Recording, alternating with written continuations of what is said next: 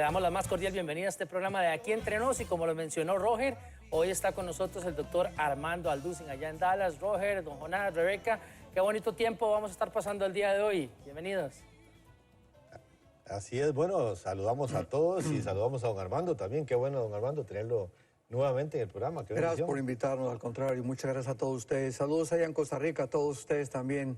Gracias. Bueno, hay preguntas muy buenas, ¿verdad? Porque en este mes de septiembre se ha juntado ahí algo que están hablando mucho del día 23 de septiembre, etcétera, etcétera. Así es que, bueno, vamos a hacer preguntas. No sé si nos están viendo a través del Facebook Live hoy o no. No sé si No es segura, siempre o a veces sí. Sí, nos están viendo. Así que, bueno, saludamos a todos los que nos ven a través del Facebook Live. Y pueden hacer ahí preguntas. Me gusta eso, el Facebook Live, porque después uno puede ver las personas y ver las caras de las personas y los países y un poquito más conocer la gente también que sigue el programa. Bueno, pero todo esto de las cosas que están pasando en la naturaleza, terremotos, los huracanes, don Armando, la gente se pregunta, ¿son esto juicio de Dios que está trayendo o tendrá algo que ver más bien con profecías que están cumpliéndose o por cumplirse, etcétera, etcétera? Sí, bueno, es muy importante. Bueno, en primer lugar, qué buena pregunta y creo que tenemos bastantes preguntas interesantes para contestar el día de hoy. Pero es muy interesante que la Biblia asocia el pecado del ser humano con la naturaleza. Cuando Adán y Eva estaban en estado de perfección delante de Dios, pues no había veneno en los animales, no había huracanes, no había temblores, absolutamente todo era una quietud y una paz en el huerto de Edén y en el planeta de la Tierra. Pero es interesante que el momento en que el pecado entra, cambia la genética, o sea, el ADN sufre una alteración tanto en el ser humano como en los animales. Los animales se vuelven feroces, a la rosa le salen espinas y comienza un cambio en la misma naturaleza. Y en el capítulo 24 de Isaías, dice hace 2700 años el profeta en el versículo 3 en adelante que la tierra está profetizando que algún día sería vaciada, saqueada, destruida e iba a enfermar. Y el versículo 5 haríamos muy bien en poner atención porque aquí precisamente se nos revela qué es lo que está pasando actualmente y la razón por la cual parece que la naturaleza se nos ha echado encima, nos está agrediendo y el mundo parece que ya no nos aguanta. Dice el versículo 5 de Isaías 24, la tierra se contaminó bajo sus moradores porque traspasaron las leyes. Número 1. 2, falsearon el derecho. Y 3, quebrantaron el pacto sempiterno. Por esta causa, la maldición consumió la tierra.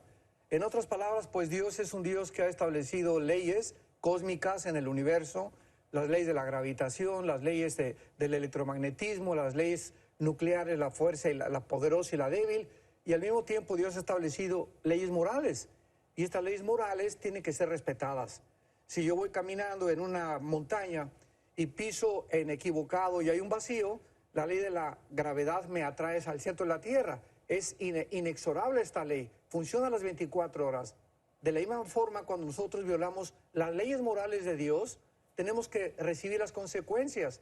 Y vemos nosotros claramente que hace 2700 años la Biblia establece que el ser humano ha llegado a un momento actual en el año 2017 donde hemos traspasado y transgredido todas las leyes de Dios. Y es interesante que al final se diga que hemos quebrantado el pacto sempiterno. ¿Saben ustedes cuál es el pacto sempiterno? El matrimonio. El matrimonio es el fundamento y la ley más grande que Dios ha establecido en el mundo. Es la ley que establece el fundamento de todas las sociedades. Y hemos llegado en los últimos años a transgredir esta ley donde estamos redefiniendo ya el matrimonio y nosotros ya diciendo que puede ser entre un hombre y una mujer y al grado de estar aún dándoles niños en adopción. Y esto simple significa que hemos llegado a una descomposición social tan grande, porque vuelvo a repetir, es el fundamento de la sociedad. Las sociedades están fundamentadas en matrimonio y en la familia, y la familia es un papá, una mamá e hijos, y cuando llegamos a este punto, pues no nos extrañe que el planeta se vuelva contra nosotros. porque la Biblia lo establece claramente. Violamos las leyes de Dios y la naturaleza se vuelve contra nosotros. Entonces no nos extrañe todo lo que está pasando alrededor. Pastor, ¿y cómo podríamos explicar, por ejemplo, que a través de todos los siglos de la humanidad siempre se ha quebrantado la ley o el pacto del matrimonio de alguna u otra forma? Tal vez no de la forma como lo estamos viendo hoy en día, pero siempre ha habido personas en adulterio, violaciones, separaciones, abandono de los hogares. ¿Por qué ahora sí se refleja en el planeta y antes no? Claro, muy buena pregunta. Bueno, la respuesta es que siempre ha habido pecado, siempre ha habido temblores, siempre ha habido problemas de la naturaleza, pero nunca en toda la historia del ser humano se había institucionalizado los matrimonios gay. Entonces, ya en el momento en que las naciones, que son las que cubren, y Dios estableció los gobiernos para protegernos, ¿verdad?, guardarnos contra la agresión de otras naciones, o proteger a la nación y proteger a la familia, cuando los gobiernos comienzan ya a institucionalizar ya esta redefinición del matrimonio, es cuando nos damos cuenta que hemos llegado al final. O sea, vuelvo a repetir, esta es la razón por la cual siempre ha habido, pues el gobierno había protegido, pero ahora lo están haciendo legal, se está convirtiendo en algo normal, y Jesucristo habló claramente en eso. Dice Mateo 24:12, por haberse multiplicado la maldad. Y no hay maldad más grande que lastimar la familia. Armando, entonces usted lo atribuye, digamos, más a, digamos, a juicio de Dios, lo que estamos viendo en los fenómenos atmosféricos tan violentos, lo atribuye más a eso que al cambio climático o que a las profecías, inclusive, o sea, todo lo que tiene que ver con los tiempos del fin, etcétera, etcétera. Claro. Bueno, hay que entender también que antes de la segunda venida de Jesucristo, Marcos 13, Lucas 21, Mateo 24, la Biblia dice claramente que habría catástrofes. Entonces, tenemos que esperar estas catástrofes. Jesucristo lo predijo. Tendría que haber cambios climáticos, pero todo esto como consecuencia del pecado humano. En los últimos tiempos apostatarán muchos oyendo espíritus engañadores. Habrá falsos profetas, falsos apóstoles, falsos maestros. Cristo dijo que esta descomposición del carácter humano iba a traer como consecuencia todo lo que estamos actualmente enfrentando. Una pregunta, porque que tenías algo. No, iba a pasar a la siguiente. Bueno, no, una pregunta nada más en cuanto a... quiero hacer esta pregunta porque tal vez la vamos a necesitar en algún momento del programa también. ¿Cómo se puede construir o cómo se evidencia la unidad en el cuerpo de Cristo el día de hoy? Creo que todas estas diferencias, digamos, hay gente que le ha oído a usted lo que acaba de... algo que es su posición, nada más en cuanto a los fenómenos atmosféricos, y usted da su respuesta. Eso a un sector o a unos cristianos, a otros cristianos, en cuanto a eso hay quizás 15, 18, 30, 50, 100 posiciones diferentes en cuanto a eso, y qué bárbaro, don Armando. Bueno, pero entonces, ¿cómo se puede construir o cómo se evidencia la unidad en el cuerpo de Cristo el día de hoy? Bueno, precisamente esta falta de amor que Jesucristo predijo que iba a azotar la humanidad aumentaría la maldad. Dice en el libro de Efesios capítulo 4, versículo 5, siguiendo la verdad en amor. Crezcamos en todo aquel que es la cabeza, que es Cristo, de quien todo el cuerpo bien concertado y unido por las coyunturas, nos ayudamos mutuamente. ¿Qué ha pasado? ¿Por qué ese desmembramiento del cuerpo de Cristo? ¿Por qué tantas divisiones entre las mismas denominaciones? Cada pastor o cada líder espiritual ya está haciendo de su iglesia o de su denominación su propio imperio, cuando estamos trabajando todos para el reino de Cristo. Es la falta de amor. Y esta falta de amor precisamente es por tanta presión de la maldad a nuestro alrededor, que nos hace centrarnos en nosotros mismos, concentrarnos en nuestros propios intereses, en mi propia iglesia, en mi propia denominación, y se nos olvida que somos un cuerpo. Entonces, claramente, 1 Corintios 12 lo explica, que todos somos parte de un cuerpo y todos nos necesitamos. Uno es los bautistas, la oreja, tal vez, otros los presbiterianos, la nariz, pero todos formamos parte del cuerpo de Cristo. Y esto, ¿verdad?, también ha traído que el entristecimiento del Espíritu Santo. El Espíritu Santo está entristecido completamente por nosotros, porque, vuelvo a repetir, cada quien está buscando su propio beneficio. Como decimos en mi tierra, cada quien le está echando agua a su propio pozo. Muy bien. Ok, dice aquí... Aquí Ay, perdón. Adelante. Adelante, Roger. Perdón, Rebe. No, aquí bueno, Paola Sáez dice, en Ezequiel y Apocalipsis 9:4 se habla de señal, sello de Dios en la frente. ¿Qué quiere decir? ¿A qué se refiere? ¿Y por qué en la frente? Muchísimas gracias, doctor Alducin. Sí, en el capítulo 8 y 9 de Ezequiel encontramos una profecía donde Dios va a juzgar a Jerusalén, pero principalmente va a juzgar a los líderes de Jerusalén, porque acordémonos que en primera de Pedro 4 dice la Biblia que el juicio antes de que Dios juzgue al mundo va a comenzar con nosotros. Tenemos que recordar esto. Vienen juicios tremendos sobre el mundo, pero estamos también en un tiempo de purificación de la iglesia. Entonces, en Ezequiel 9 dice la Biblia que Dios le dijo a los ángeles que pasaran por la ciudad, versículo 4, y les pusieron una señal a los hombres que gimen, a los que estaban realmente preocupados, dolidos, entristecidos por los pecados que había dentro del pueblo de Dios. Y a estos son a los que Dios perdonó. Esta señal que la Biblia no menciona es la palabra hebrea con T, T de tío, A de Armando, B de Víctor, Tav. Y esta señal es interesante que en el hebreo es la palabra cruz, porque en el hebreo las mismas letras tienen un significado numérico también. Y en el libro de Apocalipsis capítulo 7, que no es el capítulo 9, es en el capítulo 7 donde son marcados los 144,000 en la frente, la Biblia no nos dice exactamente qué clase de marca es, pero lo que podemos saber es lo siguiente. El Espíritu Santo ha trabajado de diferentes formas. En el Antiguo Testamento entraba y salía de los hombres.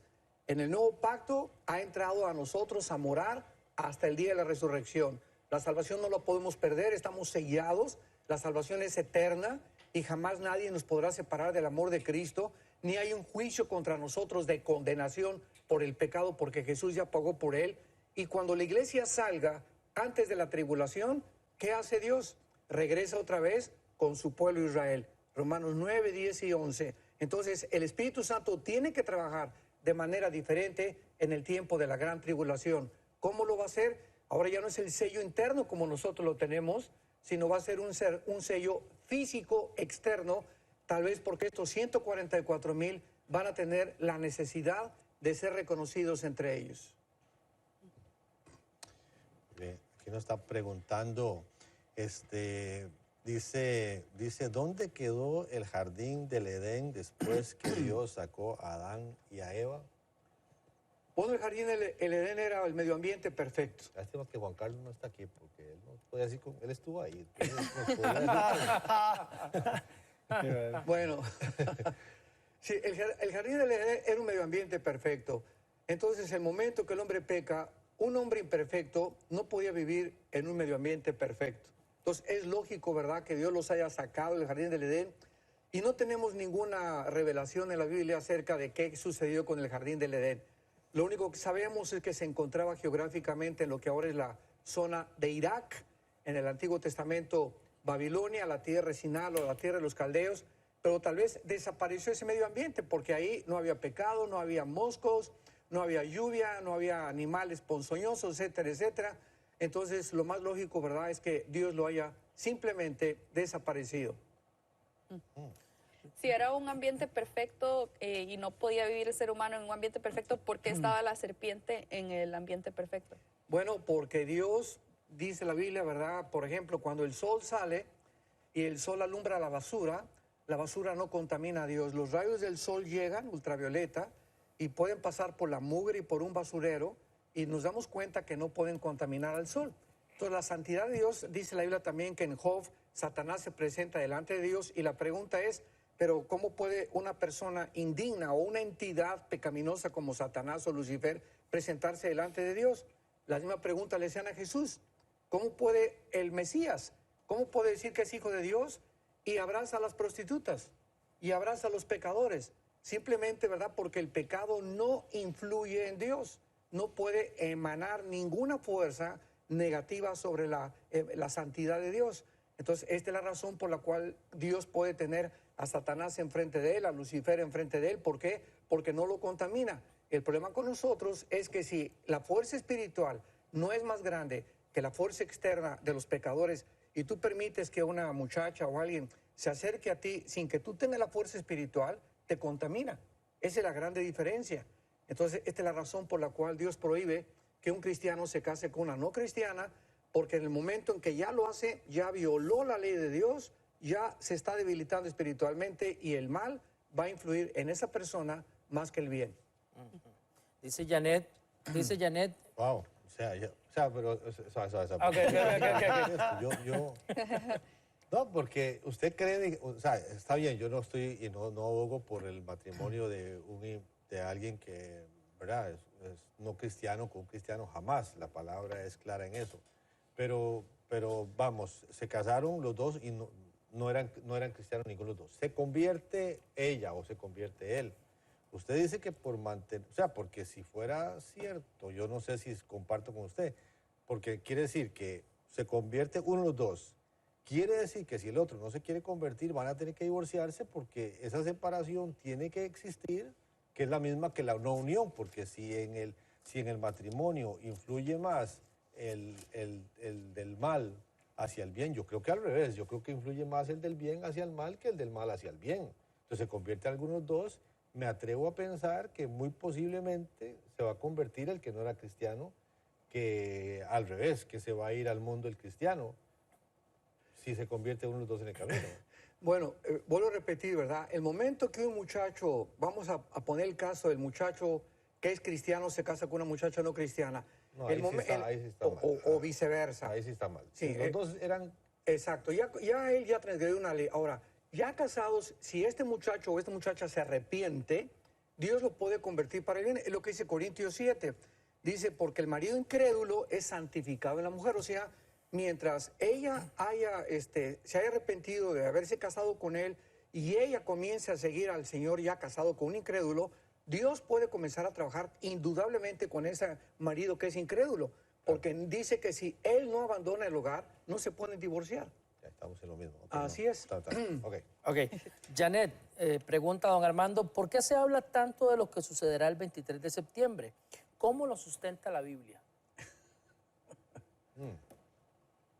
Es impresionante y es increíble cómo estamos invadidos, así, pero invadidos de tantas mentiras, de tantas especulaciones, de tantas teorías, hipótesis, barbaridades que están entrando a la palabra de Dios, a la iglesia.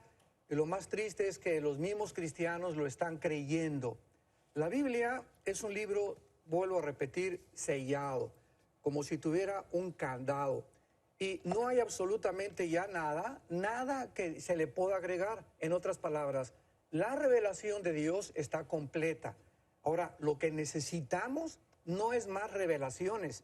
Todo lo que Dios tenía que decirnos del infierno, del futuro, de las catástrofes que van a venir, del cielo, de los ángeles, ya está aquí. Entonces no hay nada más que Dios nos tenga que decir. Esto es importantísimo dentro de las mismas leyes de la hermenéutica, que es la rama de la teología que trata con la interpretación de la Biblia. Y cuando nosotros no entendemos eso, estamos aceptando pues que una profeta o este profeta nos dijo estas cosas. Bueno, vamos a la ley y al testimonio siempre. La Biblia es nuestra única guía, regla de conducta y de moral. Entonces necesitamos iluminación de lo que ya está revelado, pero no hay nuevas revelaciones. ¿Y qué dice la Biblia del futuro? Que todas estas señales de los eclipses, la luna convirtiéndose en sangre, todas son señales antes de la tribulación y antes de la segunda venida de Jesucristo. Ahora bien, si nos encontramos en un punto donde estamos cerca del arrebatamiento de Cristo, el arrebatamiento es inminente. No hay absolutamente ninguna señal para que podamos saber que el rapto está a la puerta. Puede ser ahorita saliendo de este estudio, mañana, el año que entra, no hay día ni hora, nadie lo puede saber. Ahora, ¿por qué está manejando el 23 de septiembre? Porque la Biblia menciona 7 fiestas. Las 7 fiestas en Levítico 23 que Dios le dio a Israel. Y es interesante que estas fiestas no son de los judíos, son fiestas de Dios.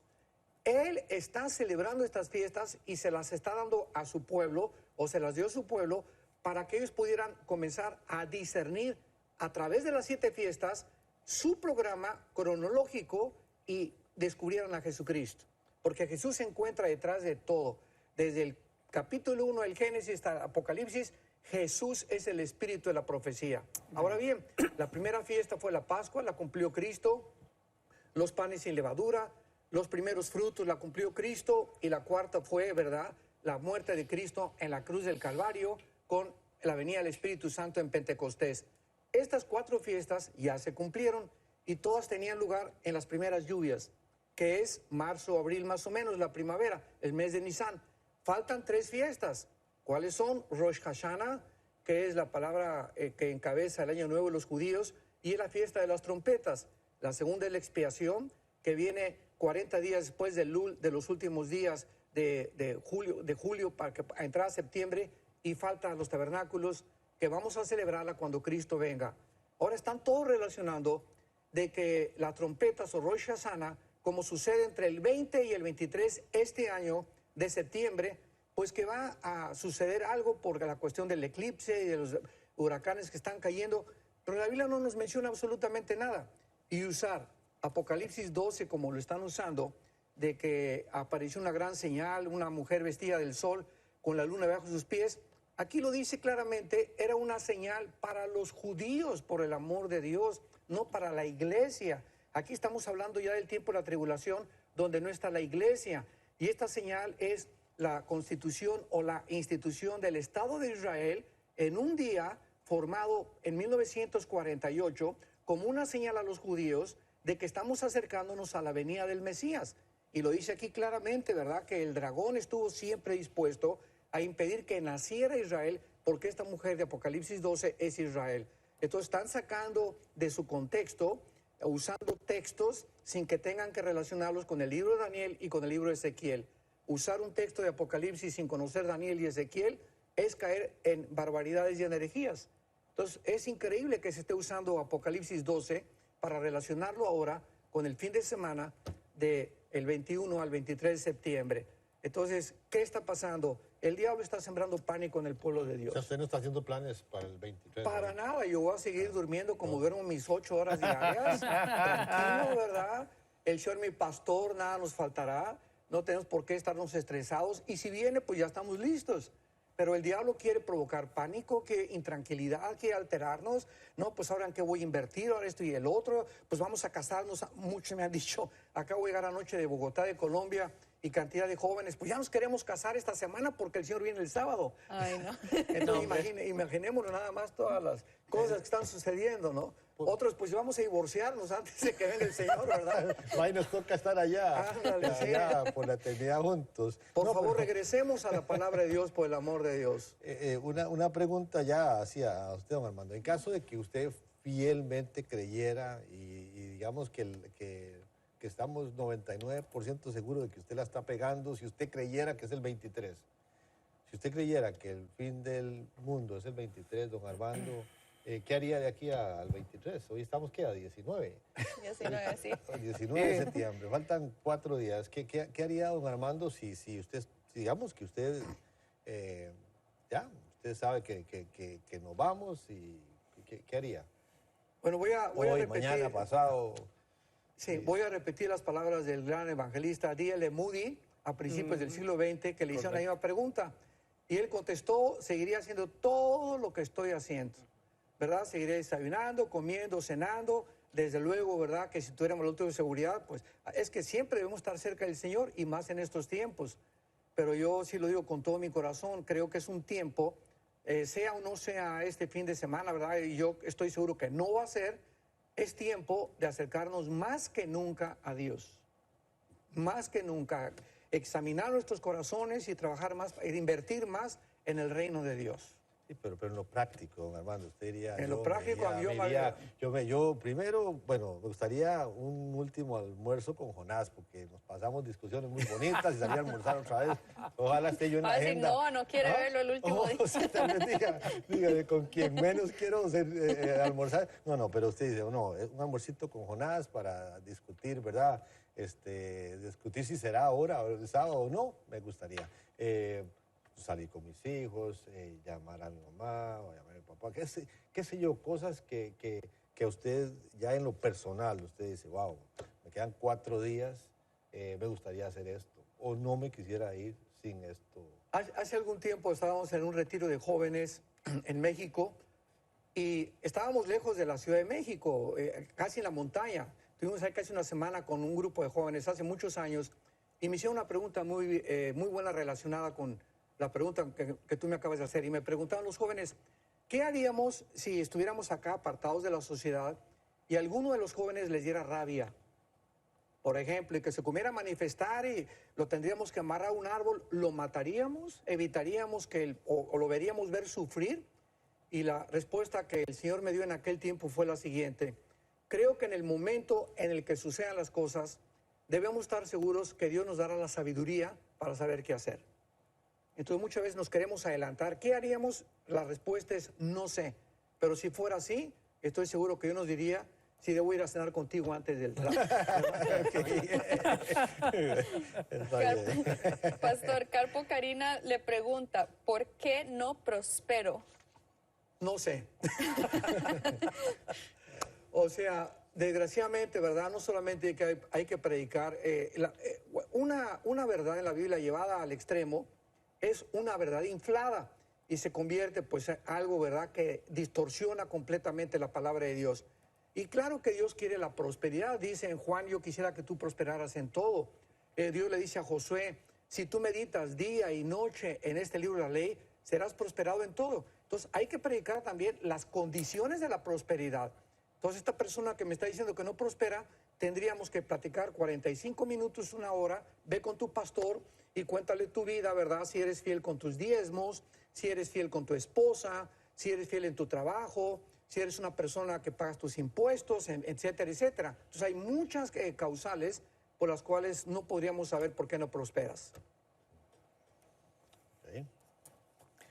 Y también a través del Facebook Live están haciendo muchas preguntas, doctor Alducin. Aquí, por ejemplo, dice Juan Carlos Alvarado, cuando se habla sobre los imperios en la estatua de Nabucodonosor, ¿por qué no se menciona el imperio otomano?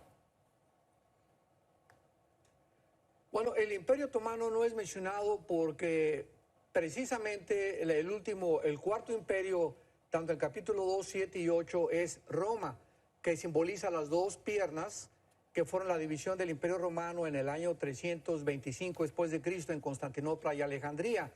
Y de el Imperio Romano hace 2000 años hasta la Segunda Guerra Mundial, ¿verdad? No hay absolutamente ningún imperio.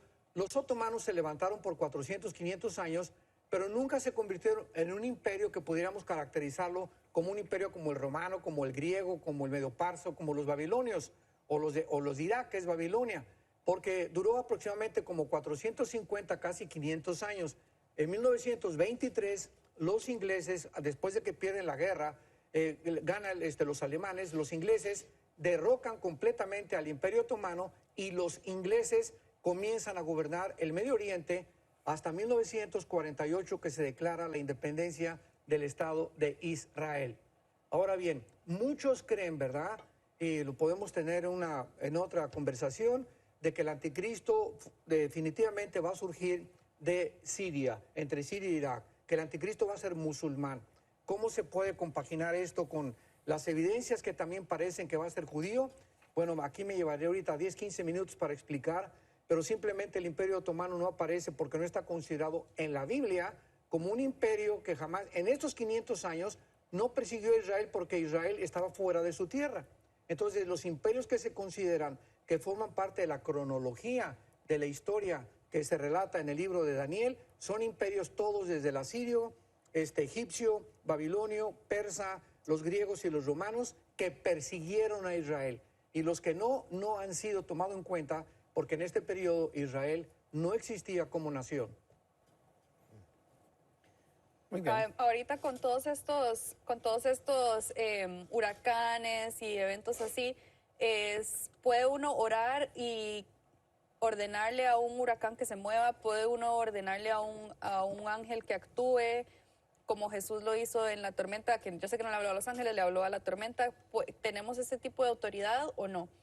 No tenemos ese tipo de autoridad, porque para eso pues vamos también a decirle a Dios, ¿verdad? Pues por favor no mande, ordeno que la tribulación no venga, y los que estén en la tribulación, ordeno las estrellas que no se caigan del cielo, y ordeno que esto no pase. Tenemos que entender algo, Dios es un Dios soberano, nosotros somos criaturas inútiles que Dios nos concede el privilegio de orar, o sea, pedir conforme a su voluntad, dice Primera de Juan capítulo 4. Si pedimos alguna cosa conforme a su voluntad, Él nos oye y tenemos las peticiones que hayamos hecho. Ahora, ¿cómo sabemos que no es la voluntad de Dios o que si es la voluntad de Dios, comenzar a castigar naciones y comenzar a usar la presión como Dios lo usó con Babilonia contra los judíos?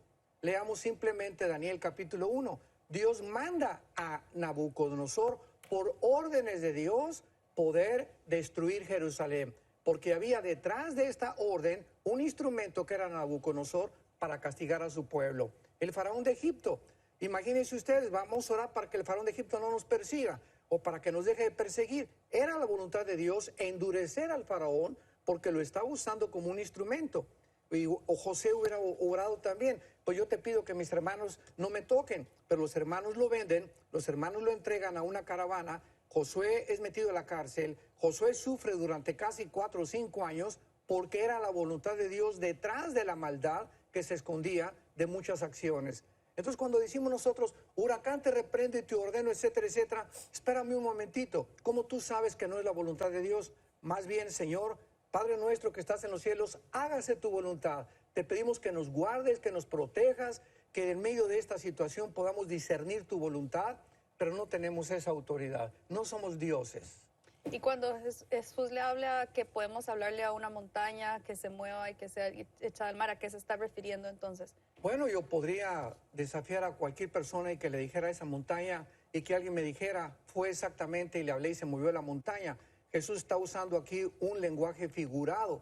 En otras palabras, hablarle a nuestros problemas. Si fuera el problema como el tamaño de una montaña, decirle, ¿verdad? En el nombre de Jesucristo, te ordeno, ¿verdad? Que tú no puedes tocarme. Pero si un huracán viene hacia mí, ese es un problema para mí, ¿no? No es problema porque si te mueres es ganancia. Okay. O sea. Pero ahorita va para Puerto Rico, ¿verdad? María se acerca, creo que mañana por la tarde. Para los que hoy en la están, noche y mañana en la noche. Sí, se acerca a Puerto Rico. ¿Cuál debe ser la oración del cristiano que está en Puerto Rico o los que estamos fuera de Puerto Rico, con muchos amigos en Puerto Rico? ¿Cuál sería su oración? Bien. Si usted está en Puerto Rico. Exactamente. Es un poco más válida esta pregunta. Si yo me pongo ahorita y les enviamos un mensaje a todos nuestros hermanos puertorriqueños, si yo estuviera ahorita en Puerto Rico o cualquier huracán amenazara, aquí en Dallas hay muchos tornados, me juntaría con mi casa y le pedíamos, Señor, guárdanos de todo mal. No reprender el huracán, porque el huracán tiene un propósito detrás de la soberanía de Dios. Padre, guárdanos si es tu voluntad. Ahora, si quieres que ya con este huracán vayamos a casa, hágase tu voluntad. Entonces, pedirle a Dios, ¿verdad, Señor? Si es tu voluntad, guárdanos, protégenos. Y si no es tu voluntad, Señor, y quieres que nos vayamos con este huracán, pues para nosotros el morir es Cristo. Ahora, podemos y ganancia. pedir cualquier cosa en el nombre, ¿verdad? En el nombre del Señor. O sea, cualquier cosa podemos pedir. Entonces, no podría yo pedir que se debilite, que haga un chanfle para la izquierda o para la derecha, ¿verdad? Qué sé yo, ¿verdad? No podríamos. ¿Usted no cree que el cristiano pueda? Y también, ¿cuántas veces por la misericordia de Dios? Yo no sé si yo comparto con usted que es juicio de Dios, ¿verdad?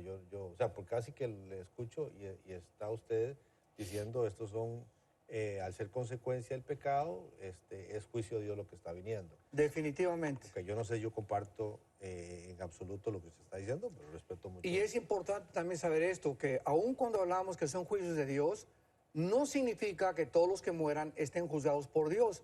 Tenemos que recordar que muchos inocentes y muchos cristianos, muchas veces, a través del juicio, ¿verdad? Nosotros tenemos que sufrir las consecuencias, sin que necesariamente sea directamente contra nosotros. Un terremoto, por ejemplo, ¿verdad? En Sodoma y Gomorra y en el diluvio, ¿quiénes eran los que Dios salvó? Los que eran los justos.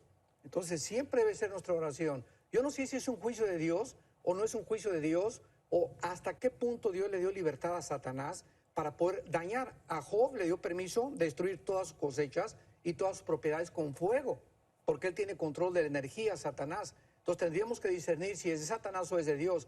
Si es de Satanás, Dios le dio permiso. ¿Por qué le dio permiso a Dios a Satanás? Siempre hay una razón sabia delante de Dios para permitir que Satanás destruya. Yo creo que el propósito, o sea, yo creo que el propósito y no estamos aquí para oír lo que yo pienso, y ay, es Jonás, y digamos a don Armando, perdón, pero yo pienso que Dios en las leyes que usted está diciendo que Él estableció, estableció leyes como los huracanes, súper necesarios para el mundo. Si no fuera por los huracanes, el calentamiento global, y ellos sacan el calor, y por eso su energía, la toma del calor del mar, porque tiene que sacarlo, tiene una función. El huracán tiene una función como la lluvia tiene una función, como todo tiene una función. Entonces, yo creo que del darle tal vez tildarlo de juicio, es ahí donde yo no sé si comparto. No creo que la gente tenga que morir en los huracanes. Yo creo que uno ve, por ejemplo, en la Florida, los códigos de Chile. Vamos a Chile. En Chile, porque hay mucha sismicidad, el código de construcción en Chile es impresionante. Y ya los edificios y las casas no se caen en los terremotos. ¿Por qué no podemos construir casas que no le afecten los vientos del huracán, ¿verdad? Si es que quieren estar tan cerca del mar, si es que queremos estar tan cerca del mar. Y si no sabemos, y si no, tenemos que saber que ese es el paso de los huracanes, y tal vez la construcción debiera ser diferente y quizás prevenir de que no hayan muertes. Creo que es una responsabilidad también del ser humano, el gobierno, las personas, las familias que deciden, ¿verdad? Si yo sé que vivo cerca de un río, tengo que tomar ciertas precauciones. No voy a orar para reprender al río. Dice en el libro de Job, capítulo 37, versículo 5 en adelante, Él truena maravillosamente y hace grandes cosas que nosotros no entendemos. A la nieve le dice, desciende a la tierra, a la llovizna y a los aguaceros torrenciales, y hace retirarse a todo hombre para que los hombres todos reconozcan su obra. Y comienzan las bestias a esconderse, del sur vienen los torbellinos, los tornados, por el soplo de Dios el hielo, o sea, en conclusión, no hay nada que suceda en el universo que Dios no esté al control. Tomemos las torres de Nueva York en el año 2001, el 11 de septiembre. 2 aviones se estrellan contra las torres y matan a ¿cuántas personas? 3,000 personas. Ahora, ¿cuántas de esas 3,000 personas estaban siendo juzgadas? ¿Quién puede atreverse a decir, pues fue un juicio de Dios? No lo podemos saber. Lo único que sabemos es que había cantidad de inocentes y cantidad de cristianos que sufrieron porque realmente ellos no tenían la culpa, pero sufrieron contra los que Dios estaba castigando.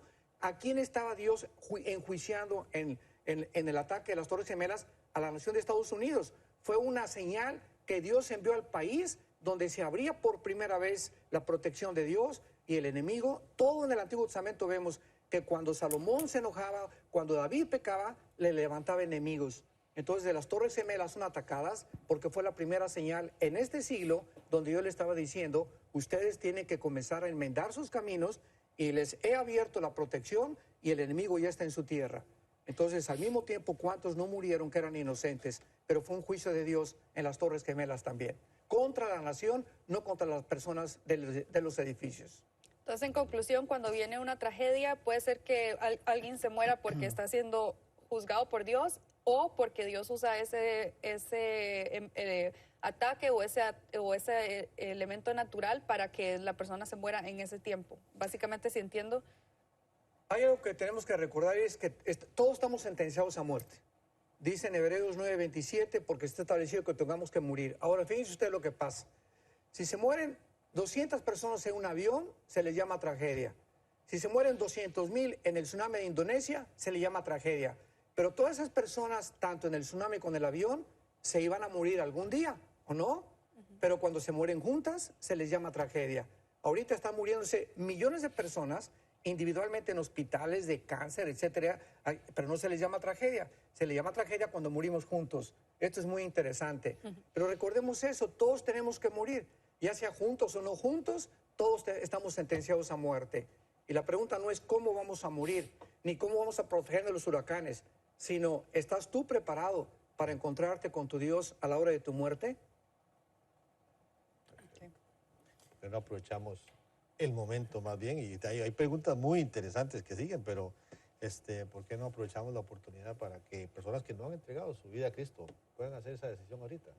Claro, si tú estás mirando en este momento este programa, yo te invito a que consideres que todas las cosas que están sucediendo alrededor del mundo, estamos en un mundo que no funciona, un mundo que está condenado a la destrucción, y esperamos cielos y nueva tierra según las promesas de Dios.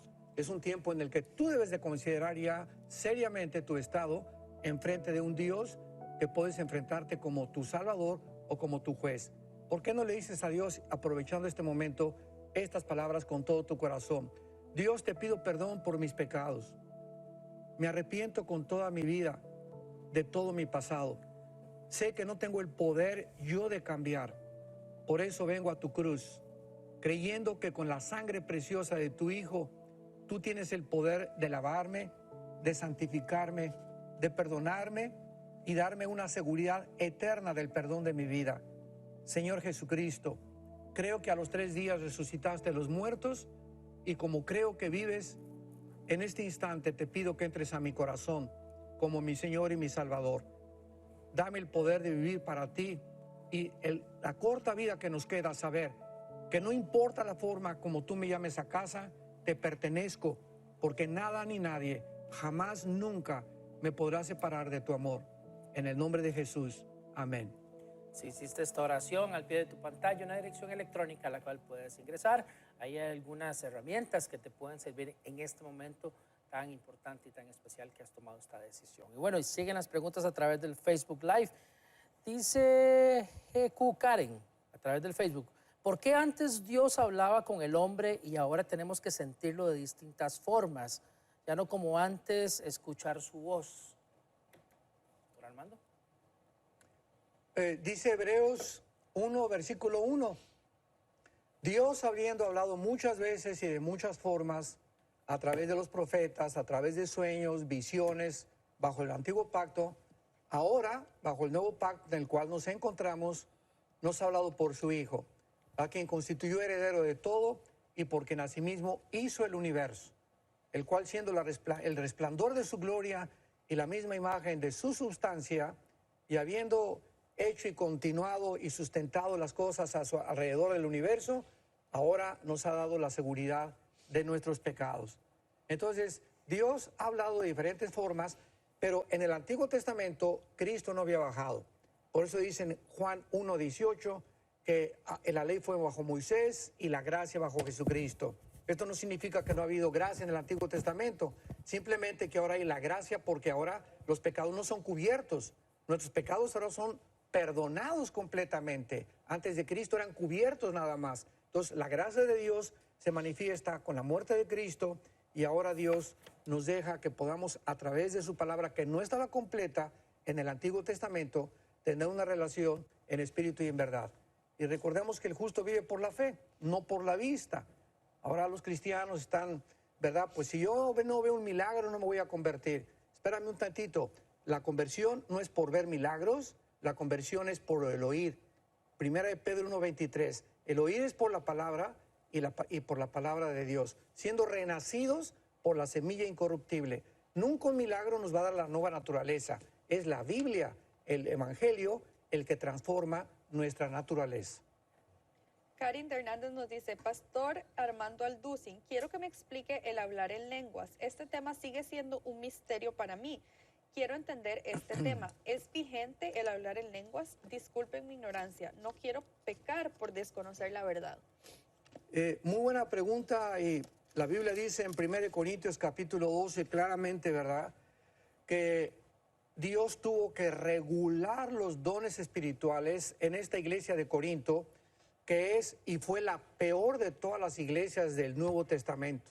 Era una iglesia de personas carnales que abusaban de todas las cosas que Dios les había dado, y Pablo se vio la necesidad de escribirles y decirles que Dios opera de diferentes formas. Versículo 7, a uno les da la manifestación del Espíritu para provecho, a otro, hacia Carlos, a Juan, a Lupita, a diferentes personas, a otro el hacer milagros, a otro discernimiento de espíritus. Versículo 11, pero todas estas cosas las hace uno y el mismo Espíritu, repartiendo a cada uno en particular como Él quiere. Entonces, los dones espirituales pertenecen a la soberanía de Dios. Yo no escogí ser predicador. Por ejemplo, yo los primeros 13 años de mi vida cristiana fui misionero en la sierra. Estuve con los indígenas allá entre la sierra de Oaxaca y de Guerrero, durmiendo en el suelo, tapándome con periódicos, y yo creí que Dios me llamaba como misionero. Y más tarde después descubrí, ¿verdad?, que Dios quería que compartiera el evangelio públicamente. Entonces, uno no escoge los dones. Creemos en los dones espirituales. Si tú tienes el don de lenguas, Pues gloria a Dios, yo nunca he hablado en lenguas. Dios a mí no me dio ese don.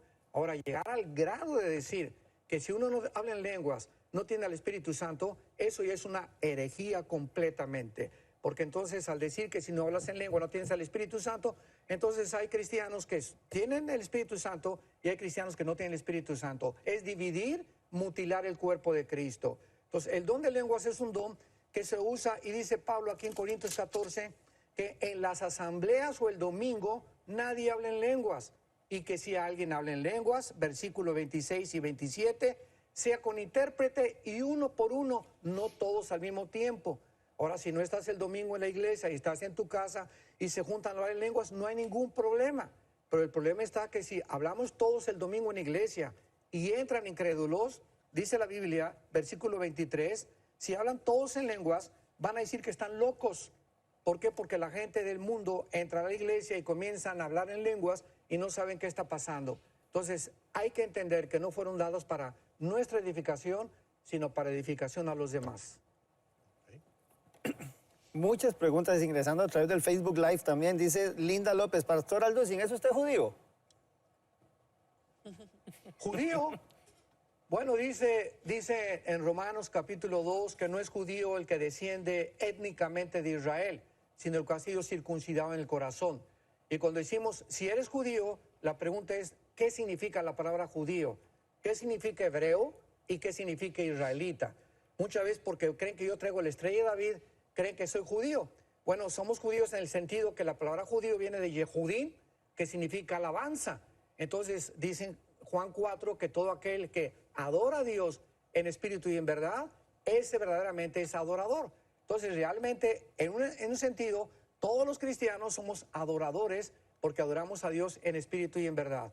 Hebreo es el que cruzó el río Jordán, y israelita es el que nació étnicamente en la tierra de Israel. Así que muchas veces cuando el cristiano trae el menorá o se lo cuelga aquí, no significa que seamos étnicamente judíos, sino simplemente que estamos unidos con ese pueblo que Dios escogió, del cual nació la iglesia, porque Cristo fue judío, los apóstoles fueron judíos, el primer año de la iglesia primitiva eran judíos, y por eso nosotros nos identificamos, porque Dios no ha terminado con Israel, y en Israel vamos a reinar con él eternamente. Denis aquí nos pregunta, veo a algunos cristianos evangélicos con una cruz representativa en su cuello. ¿Es conveniente que un cristiano cargue con ello? Digo, no hay ningún problema que traiga la cruz mientras no traiga a Cristo, porque ya tenemos que recordar que la cruz está vacía. Entonces, si alguien quiere traer una cruz, yo no le veo ningún problema. Problema que la cruz no la traiga en su corazón. O sea, ¿a qué se refiere específicamente eso de no traer la cruz en el corazón, digamos? Que no sea cristiano, o sea, la cruz, ¿verdad? Vivimos una vida crucificada todos los días. Entonces, ¿de qué te sirve traer la cruz si realmente no has muerto con Cristo internamente? Claro. Sí.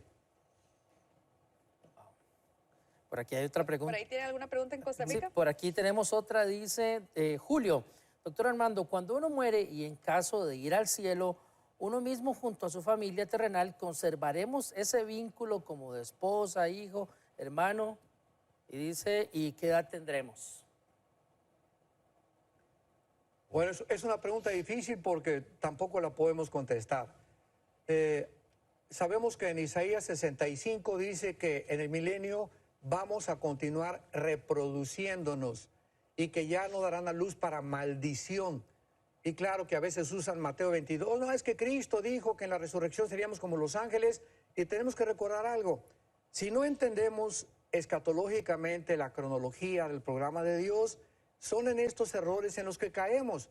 Entonces, aparentemente, cuando encontramos dos contradicciones, por un lado que nos vamos a reproducir, y por otro lado que Cristo dice que en la resurrección seremos como los ángeles, que no se casan ni se dan en casamiento, ¿para cuándo dijo Jesucristo esto? Ahorita estamos en la gracia, viene la gran tribulación y en el reino milenial nos vamos a seguir reproduciendo. Rebequita va a seguir teniendo bebés, pero ya no va a tener dolor con sus bebés. Y después del milenio seremos como los ángeles en la eternidad. Pero en el milenio nos vamos a ir reproduciendo. ¿Quién me va a tocar a mí de esposa?